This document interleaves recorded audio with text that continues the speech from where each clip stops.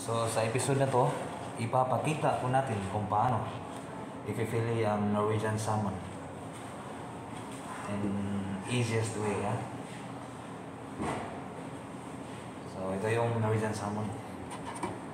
Gamit natin yung chopping board na blue color. Ito yung kutsilyo at saka honing steel. Standard po to. Pag sa culinary ka, dapat standard yung gagamitin na mga gamit na chopping board.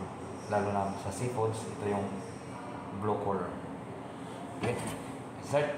Tanggalin natin yung ulo.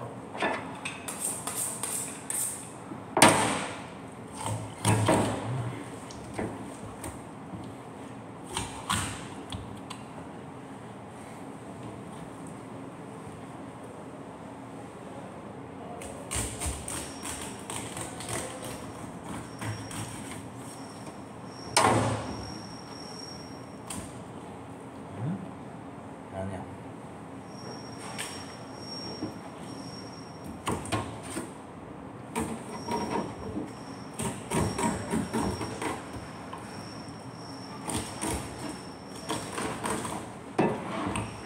Slide din yung kutsilyo. Kailangan matalas yung kutsilyo para maganda yung resulta pagkaka-fillet niya.